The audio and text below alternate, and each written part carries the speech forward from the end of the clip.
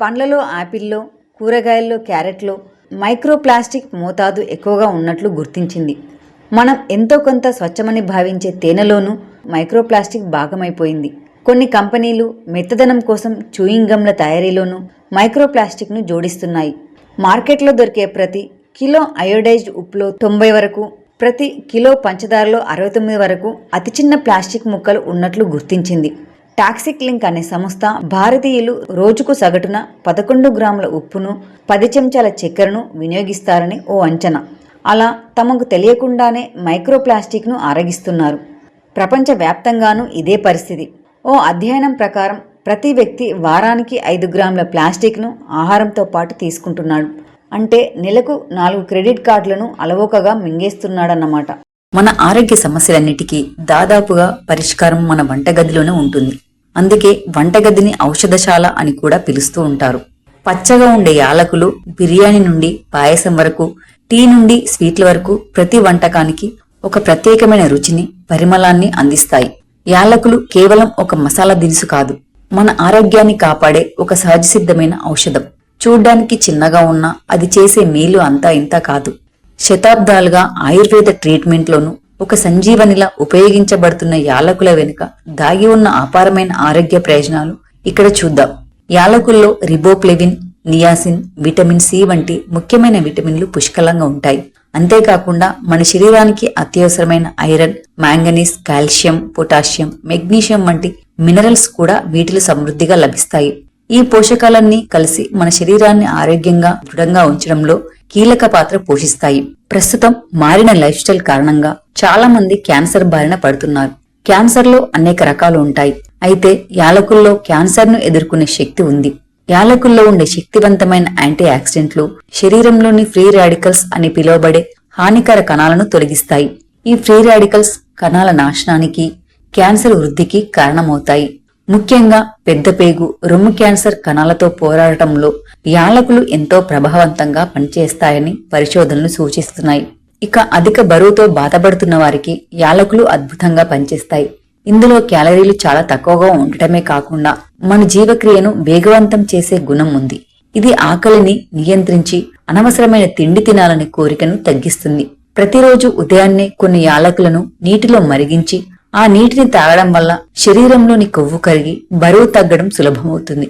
అలాగే రక్తంలో sugar levels అదుపు తప్పడం మధుమేహానికి దారితీస్తుంది.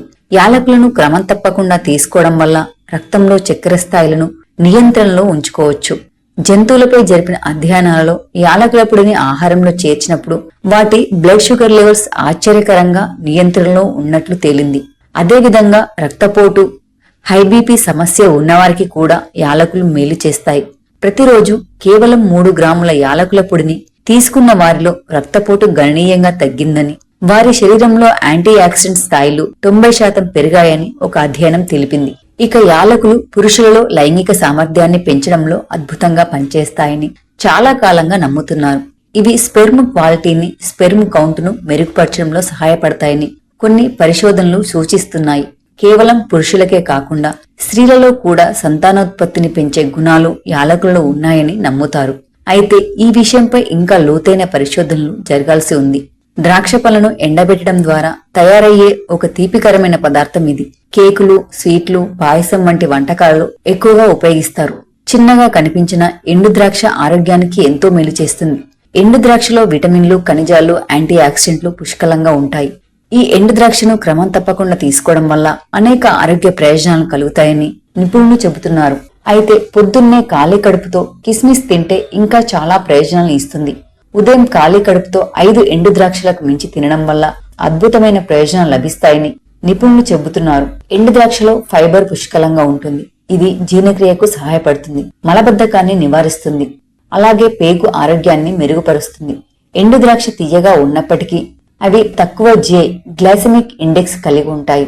పరిశోధనల ప్రకారం అవి రక్తంలో షుగర్ లెవెల్స్ ను బ్యాలెన్స్ చేస్తాయి. ఇది షుగర్ పేషెంట్లకు కూడా చాలా మంచిది. ఎండు ద్రాక్షలో ఉండే పొటాషియం, మెగ్నీషియం రక్తపోటు, చెడు కొలెస్ట్రాల్ ను తగ్గించడంలో సహాయపడతాయి. దీన్ని పొద్దున్నే ఖాళీ కడుపుతో తినడం వల్ల గుండె జబ్బుల ప్రమాదాన్ని కూడా తగ్గిస్తుంది. కిస్మిస్ లో సహజ చక్కెరలు పుష్కలంగా ఉంటాయి. ఇవి తక్షణ శక్తిని అందిస్తాయి, అలసటను కూడా దూరం చేస్తుంది. ఎండు ద్రాక్షలోని ఫైబర్ ఎక్కువసేపు కడుపు నిండి ఉండేలా చేస్తుంది. అతిగా తినకుండా నిరోధిస్తుంది.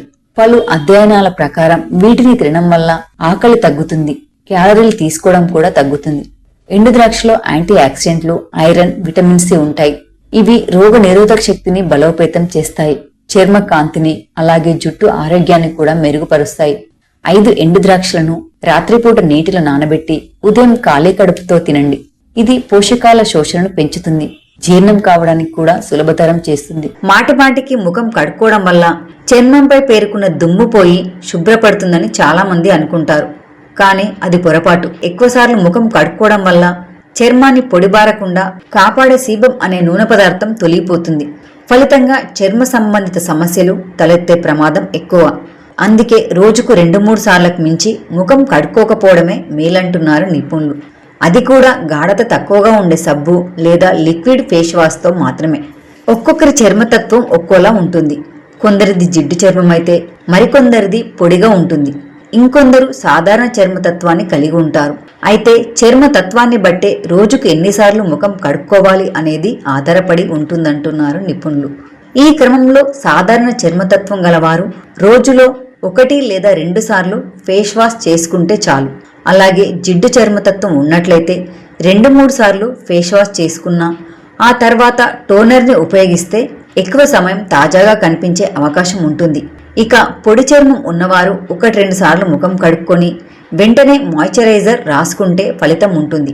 ఇక మీ చర్మతత్వానికి తగిన ఫేస్ వాష్లను ఎంచుకోవడము ముఖ్యమే. అయితే కొందరికి ఎలాంటి ఫేస్ వాష్లైనా ఉపయోగపడతాయి. మరికొందరికి గాఢత తక్కువగా ఉండే ఫేస్ వాష్లను ఉపయోగించిన సమస్యలు వస్తాయి. కాబట్టి వాటిని కొనే ముందు మీరు దానిపై ఉండే లేబుల్ని ఒకసారి పరిశీలించాలి. తద్వారా అది ఏ చర్మతత్వానికి సరిపోతుందో తెలుస్తుంది. అలాగే వాడే ముందు ఒకసారి ప్యాచ్ టెస్ట్ చేయడము మర్చిపోవద్దు. చర్మం తేమగా ఉన్నప్పుడే తాజాగా కనిపిస్తుంది. ఎక్కువసార్లు ముఖం కడుక్కోవడం వల్ల చర్మంలోని తేమ శాతం తగ్గిపోయి లేనిపోని సమస్యలు వస్తాయి. అలా జరగకుండా ఉండాలంటే ముఖాన్ని పదే శుభ్రం చేసుకోకపోవడంతో పాటు ఈ చిట్కాను పాటించడం మంచిది అంటున్నారు నిపుణులు. ఇక స్నానం చేయడానికి 1 గంట ముందు బాదం నూనెను ముఖానికి, శరీరానికి బాగా పట్టించాలి. తద్వారా చర్మ పోషణకు అవసరమయ్యే పోషకాలు చర్మంలోకి ఇంకుతాయి. ఫలితంగా చర్మం మృదువుగా, ప్రకాశవంతంగా మారుతుంది. పదే నీటితో ముఖం కడుక్కోవడానికి బదులుగా ఒక్కోసారి తడిగా ఉండే వైప్స్ ని ఉపయోగించవచ్చు. లేదంటే మరికొన్నిసార్లు టిష్యూతోనూ ముఖాన్ని శుభ్రంగా తుడుచుకోవచ్చు. ఇందులోని అంశాలు, సూచనలు కేవలం మీకు అవగాహన కోసం మాత్రమే. దీనిని ఎలాంటి వైద్య సలహాగా భావించకూడదు.